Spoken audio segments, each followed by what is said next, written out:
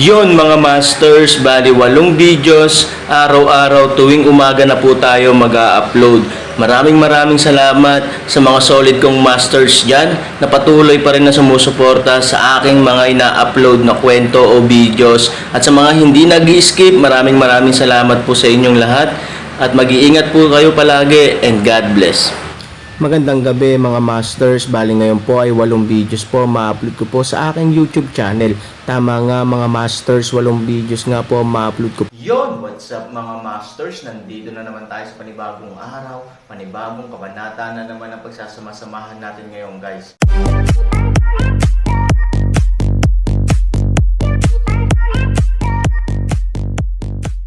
Bali mga masters, kung bago ka pa lang po sa aking YouTube channel, please click the subscribe button, lalong-lalo na po yung notification bell guys, para maging connected pa rin tayo sa isa't isa at maging updated kayo sa mga susunod ko pang video. Bali mga masters, bago natin umpisahan ng kwento ay mag-shoutout po muna tayo para sa mga solid nating tagapakinig. Shoutout kay Rompino JR, shoutout kay Norlisa Sugay. Yun na nga mga masters, no? Bali hindi na ito patagalin. In 3, 2, 1, let's go!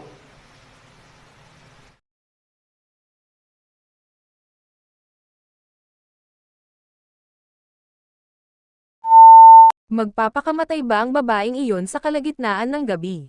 Parang hindi naman. Kung gusto ni Luruaksan na gawin ito, dapat ngayon lang niya ito ginawa.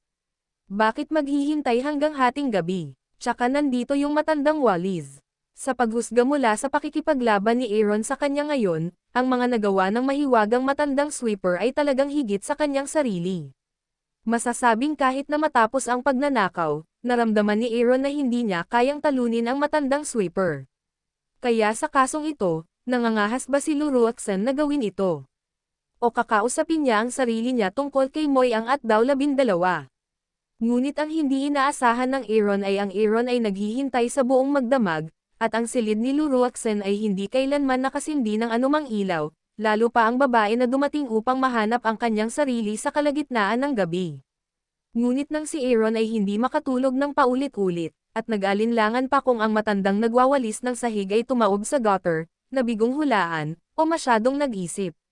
Nang tumalikod muli, hindi ko alam kung kailan, nakatayo si Luruaksan na nakaputi sa harap ng kanyang kama. Para saan? Ligtas na ligtas ang tatlong kaibigan mo, sina daw 12 at Moyang. Huwag kang mag-alala, hindi ko sila kailanman pinahirapan. Sa kabaligtaran, nakatira sila sa pamamahala at may magandang buhay. Ngayon, komportable ka na ba? Malamig na boses ni Luruaksan. Paano mo sila pakakawalan? Malamig na sabi ni Aaron. Nakagawa na ako ng offer. Mahinahong sinabi ni Luruaksan, gayunpaman, hindi ako interesadong makipag-usap sa iyo ngayon. Sumama ka sa akin. Pagkababa ng boses, mabilis na lumabas si Luruaksan. Gustong tumanggi ni Aaron, ngunit nang makita niya si Luruaksan na naglalakad palabas ng bahay at ang matanda na nagwawalis ng sahig, lagi niya itong iniisip. Sumama pa rin sa kanya si Aaron. Isa-isa silang lumabas ng bahay at nanatili sa gitnang plataporma na malayo sa bahay. Gagawin ko, tingnan mo. Sa sandaling bumagsak ang boses, gumalaw si Luruaksan at pumailanglang sa langit.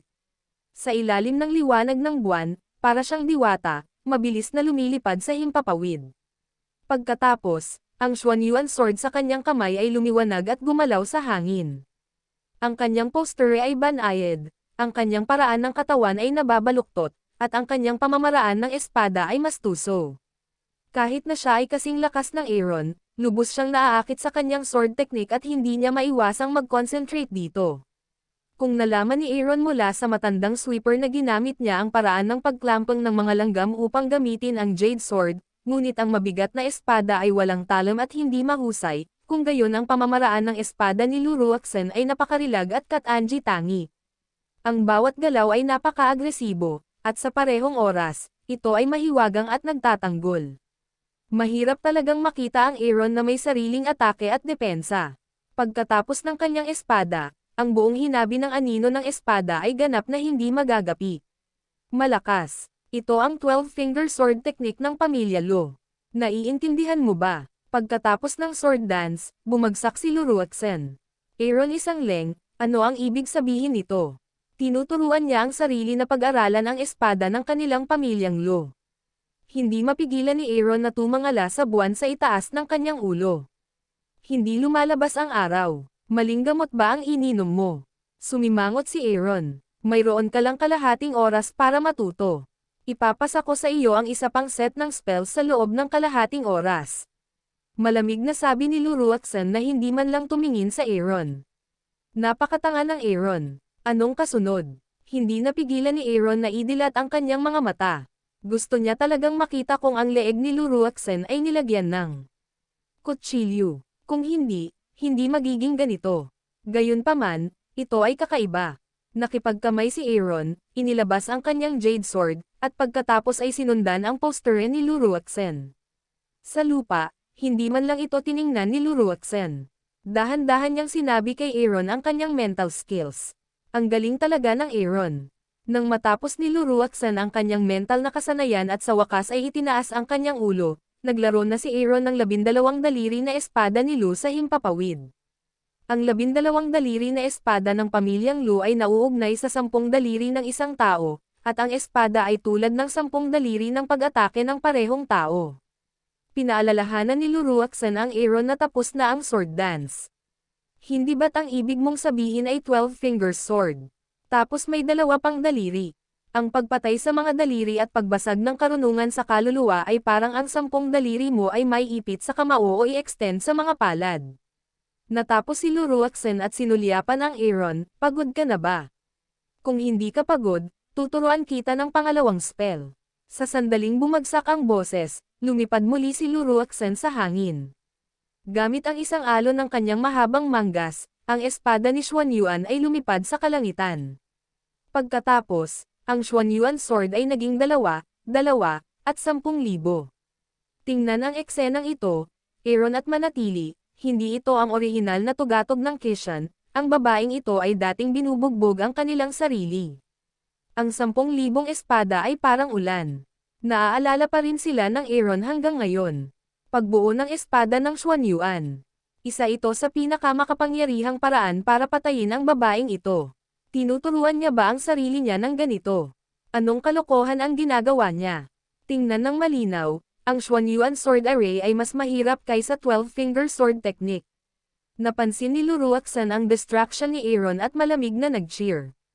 Sa sandaling mahulog ang mga salita, 10,000 espada ang nahulog mula sa langit. Ang hindi lang inaasahan ng Aaron ay biglang lumiit ang buwan sa madilim na ulap, at ang anyo ni Luruaksan ay nagbago din sa 2 at 4. Hindi ba? Hindi ba siya? Diretsyong sinampal ni Aaron ang sarili. Hindi ba talaga siya nananaginip? Ito, baliw ang babaeng ito. Northern Nether Force Soul Mantra. Sinaunang mahika. Sa simula, sa tuktok ng bundok ng Kishan, gumamit si Luruaksan ng isang hakbang upang habulin si Han Sanchen sa buong bundok, at sa wakas ay napilitan pa siya sa Shenjong. As far as Aaron's character is concerned, hindi niya pipiliing tumakbo hanggat hindi niya kailangan. Kaya naman, maiisip natin kung gaano kalakas at kawalang talo ang killing move na ito. Sa kasalukuyan, si Han Sanchen ay may matagal na takot sa 4 na figure ni Luruaksan, lalo na ang babaeng may hawak na Xuanyuan sword. Pero ano ang ibig sabihin ng babaeng ito ngayon? Nagkamali ba siya ng gamot? Tinuruan niya ang Xuanyuan sword array. Kinailangan pa niyang ibigay sa sarili niya ang mga bagay sa ilalim ng kahon. Ano ang relasyon mo sa kanya? Huwag mong sabihin kaibigan, kahit estranghero ay hindi, paano ang mga kaaway?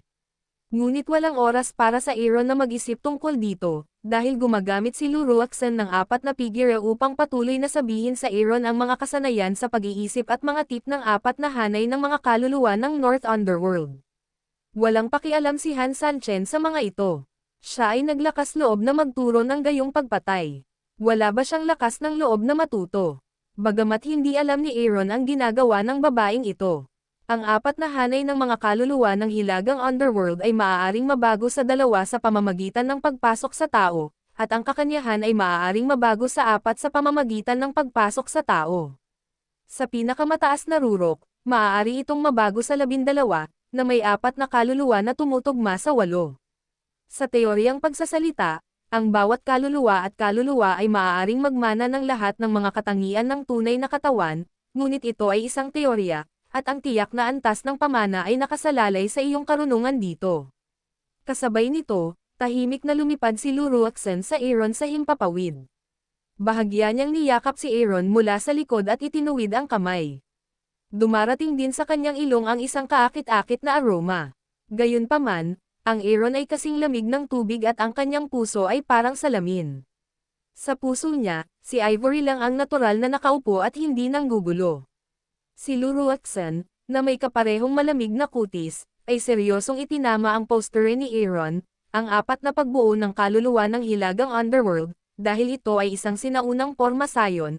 Ang ilang mga kasanayan sa pag-iisip ay napakahirap para sa akin na maunawaan sa kasalukuyan, ngunit nagsanay ako para sa mahabang panahon, at isa sa mga kinakailangang pamamaraan ay dapat panatilihin ng practitioner na ganap na tama ang postura ng porma sayon, kung hindi, makakakuha siya ng 2 beses sa resulta sa dobleng pagsisikap.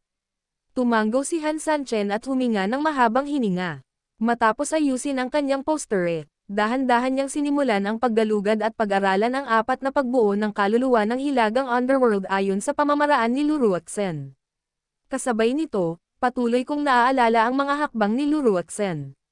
Nakita ni Luruaxen na nasa magandang sitwasyon ang Aaron. Pagkatapos ay binitawan niya ang kanyang kamay at lumipad pabalik sa lupa, ngunit mas bumilis ang tibok ng kanyang puso. Sa pagbabalik tanaw sa Aaron sa hangin, bumantong hininga si Luruaxen. Ang talino talaga ng lalaking ito. Bagamat mayroon siyang sariling mga kamay upang turuan siya ng poster, ang kanyang karunungan sa mga kasanayan sa pag-iisip ay lampas sa kanyang imahinasyon. Bagamat kumpara sa aking sarili, maaaring mas malala ito ng kaunti, ngunit sapat pa rin ito. Tumalikod si Luruaxen at bumalik sa bahay na kawayan. Hindi kailanman bumaba ang Aaron sa kalagitnaan ng gabing iyon. Ang mga incantation at mental na kasanayan ng apat na pagbuo ng kaluluwa ng hilagang underworld ay napakalalim. Ngunit dahil lamang sa kalaliman nito, madalas silang nagbibigay sa mga tao ng isang mahusay na pakiramdam ng tagumpay pagkatapos masira. Bilang karagdagan, si Aaron mismo ay mausisa at sakam tungkol sa kakaibang pamamaraang ito. Pagkalipas ng madaling araw, nang bumangon ang matandang Wallis at iba pa, nag-aaral at nagsasanay pa rin sa himpapawid si Aaron. Nakangiti ang matandang nagwawalis ng sahig at tumitingin sa 8 ligaw na libro, parang napakadaling matutunan ng batang ito. Hindi ba siya dapat magpasalamat? Ngiti ng 8 ligaw na libro. Nakangiting sabi ng matandang Wallis, parang ako na ang maging abala. Sa gabi, sa nasa sabik na sigaw ni Aaron, ang kanyang figure sa wakas ay bumukas ng dahan-dahan sa hangin at nahahati sa 2. Kahit na ang pangalawang figure na pinaghiwalay ay napakabasura at transparent. Tila maaaring maghiwa-hiwalay ito anumang oras kapag umihip ang hangin, ang Aaron ay humakbang papasok sa pinto ng may isang paa. Gayunpaman, nang si Aaron ay medyo nasa sabik na bumalik sa bahay, nalaman niyang walang laman ang bahay na kawayan at walang tao. Nanlumo lamang, biglang naramdaman ni Aaron na tila nagkaroon ng malakas na pagbabago-bago ng enerhiya sa hindi kalayuan sa likod ng bahay, at halos hindi niya marinig ang mga pagsabog ng mababang tagay. Nang marinig niya iyon ay kumunot ang kanyang kilay. Nakipag-away ba si Luruaxen sa matanda na nagwawalis ng sahig? Tumakbo si Han Sanchen. Sa pamamagitan ng kakahuyan, dumiretso si Han Sunny sa pinakamalalim na lugar. Kung mas maraming tao ang pumasok, mas malakas ang pagbabago-bago ng enerhiya sa loob, at kahit na mga pagsabog ng apoy paminsan-minsan. Sa sobrang pagkabalisa ni Aaron ay nahawakan niya ang enerhiya sa kanyang kamay at nagmamadaling lumipad. Ngunit nang sumugod ang Aaron sa pinangyarihan, handa pa lang magsimula, naroon ang buong tao. Sa gitna ng kalangitan, ang liwanag ng apoy ay kumikislap, at ang 2 figure ay dumarating at pumunta sa isa't isa. Ang kahangahangang mga ari-arian ng katawan ni Luruaxen ay patuloy na nagbabago, at isang berdeng ilaw at puti ang nagsabit sa kanyang harapan. Ang matandang Wallis ay lumilipad sa paligid niya, at ang kabilang dulo ng berdeng ilaw at puti ay lumitaw din sa mga kamay ng matandang Wallis. Aaron eyebrows isang kulubot, ito berdeng ilaw at puti walang hanggan, siya ay may isang uri ng pamilyar na pakiramdam. Iniisip ito, bigla niyang hindi naiwasang isipin. Hindi ba ang Skyfire at Moonwheel ay katulad ng Green Light at White Boundless? Bagaman magkakaiba ang mga kulay, medyo magkapareho sila sa enerhiya. Shit, tinuturuan din siya ng matandang sweeper ng ganitong galaw. Gayunpaman, ang floor sweeper ay hindi kay Aaron na gusto niyang turuan. Ang Aaron ay walang dahilan para tumutol. Curious lang siya. Ang floor sweeper ay nagtuturo kay Luruaxen kung ano ang puti at berdeng ilaw. Ito ay katulad ng Skyfire Moonwheel, ngunit hindi ganoon. Nang makita niyang paparating na ang Aaron, malumanay na tumawa ang matanda at sinabi sa mahinang boses, Miss Lu, kailangan mong pigilan ang ilang mamamatay tao na espiritu, sa proteksyon ng makalangit na paraan at sa pag-ikot ng lahat ng bagay kailangan mong huminahon ng higit at maging mas malumanay. Tumanggo si Luruaxen at bahagyang inayos ang kanyang paghinga. Pagkatapos noon, mas payapa ang mga mata niya. Nang muli niyang igalaw ang kanyang kamay, mabilis na pinalibutan siya ng berdeng enerhiya at puting mundo. 3,000 pasimpleng nakahanap ng isang lugar upang umupo, siya ay masyadong mausisa, kung ano ang tinatawag na buhay at magpakailanman. Sa gitna ng hangin, hinawakan ni Luruaxen ang kanyang mga kamay, at sina Luneng at Baimang ay naging kasing laki ng dalawang football team, lumilipad sa itaas ng kanyang mga kamay. Ang gulong ng buwan ng apoy sa langit ay pumapatay, at ang buhay at kawalang hanggan ay kamatayan at muling pagsilang. Ang matandang Wallis ay natapos at tumanggo, na nagpapahiwatig na si Luruaxen ay maaaring kumilos. Luruaxen ay tumanggo, ang kanyang kanang kamay ay puti at walang hangganan, at ang malayong lupa ay nilamon ng puti at walang hanggan.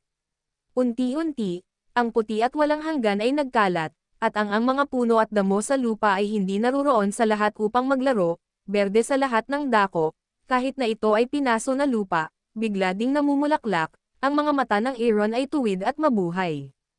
Ito ay mukhang lubhang mabangis. Yun na nga mga masters, no? Bali panibagong kabanata na naman yung natapos natin ngayong gabi. Muli, maraming salamat po.